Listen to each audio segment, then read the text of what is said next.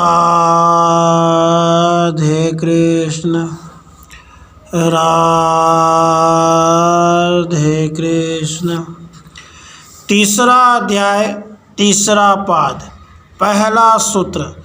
समस्त उपनिषदों में जो अध्यात्म विद्या का वर्णन है वह अभिन्न है, क्योंकि आज्ञा आदि में भेद नहीं है। समस्त उपनिषदों में जो अध्यात्म विद्या का वर्णन है वह भिन्न है, क्योंकि आज्ञा आदि में भेद नहीं है।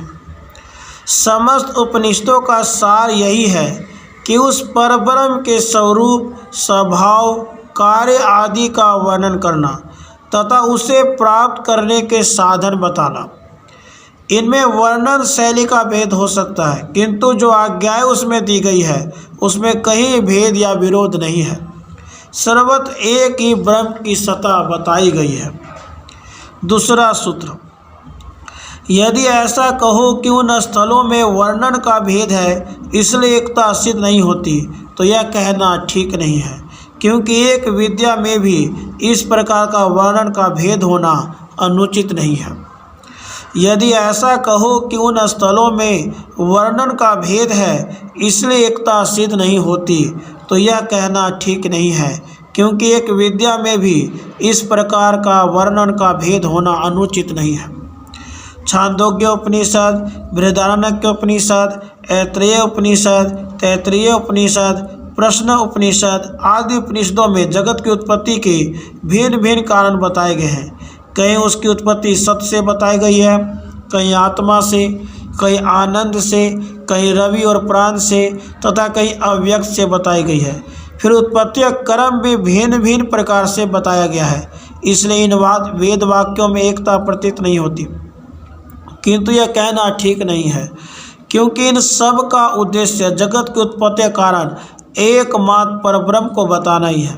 उसी ब्रह्म को सत, आत्मा, आनंद, प्रजापति, अव्याकृत आदि नाम से कहा गया है। अतः यह शब्द ब्रह्म के ही वाचक हैं। वर्णन में भेद होने से तत्व में भेद नहीं आता। उनका उद्देश्य एवं फल एक ही होने से इन सब में भिन्नता नहीं है। तीसरा सूत्र। यह शिरोवत का पालन अध्ययन का अंग है, क्योंकि अथर्वण शाखा वालों के परंपरागत शिष्टाचार में अध्ययन के अंग रूप से ही उसका विधान है तथा उस व्रत का पालन करने वाले का ही ब्रह्म विद्या अध्ययन में अधिकार होने के कारण भी सब होम की भांति वह शिरोव्रत वाला नियम अथर्वण शाखा वालों के लिए ही है। यह शिरोव्रत का पालन अध्ययन का अंग है, क्योंकि अथर्वण शाखा वालों के परंपरागत शिष्टाचार में अध्ययन के अंग रूप से ही उसका विधान है तथा उस व्रत का पालन करने वाले का ही ब्रह्म विद्या अध्ययन में अधिकार होने के कारण भी सब होम की भांति वह शिरोव्रत वाला नियम अथर्वण शाखा वालों के लिए ही है।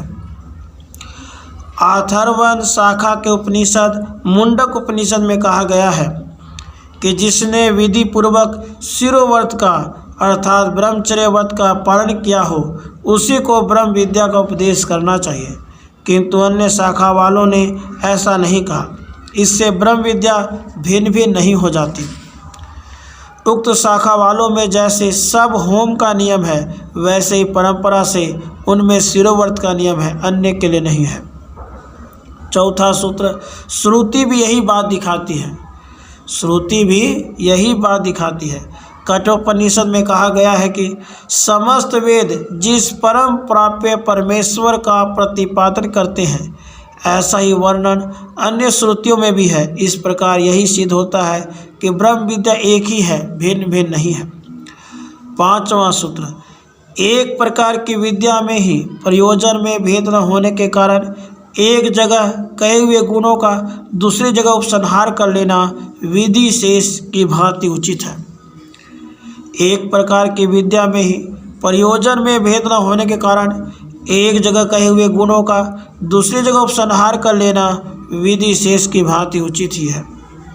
ब्रह्म विद्या एक ही है तथा उसका प्रयोजन भी एक ही है। ऐसी स्थिति में विविध शाखा वाले यदि विधि में थोड़ी भिन्नता ला देते हैं तो उससे उसके प्रयोजन में अंतर नहीं पड़ने के कारण मान्य है।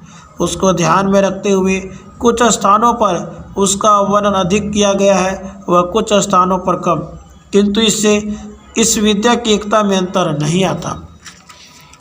पहला सूत्र, समस्त उपनिषदों में जो अध्यात्म विद्या का वर्णन है वह भिन्न है, क्योंकि आज्ञा आदि में भेद नहीं है। दूसरा सूत्र, यदि ऐसा कहो कि उन स्थलों में वर्णन का भेद है इसलिए एकता सिद्ध नहीं होती, तो यह कहना ठीक नहीं है, क्योंकि एक विद्या में भी इस प्रकार वर्णन का भेद होना अनुचित नहीं है। तीसरा सूत्र, यह शिरोव्रत का पालन अध्ययन का अंग है, क्योंकि अथर्वण शाखा वालों के परंपरागत शिष्टाचार में अध्ययन के अंगरूप से ही उसका विधान है, तथा उस व्रत का पालन करने वाले का ही ब्रह्म विद्या अध्ययन में अधिकार होने के कारण भी सब होम की भांति व शिरोव्रत वाला नियम अथर्वण शाखा वालों के लिए ही है। चौथा सूत्र, श्रुति भी यही बात दिखाती है। पांचवा सूत्र, एक प्रकार की विद्या में ही प्रयोजन में भेद न होने के कारण एक जगह कहे हुए गुणों का दूसरी जगह उपसंहार कर लेना विधि शेष की भांति उचित है। राधे कृष्ण, राधे कृष्ण।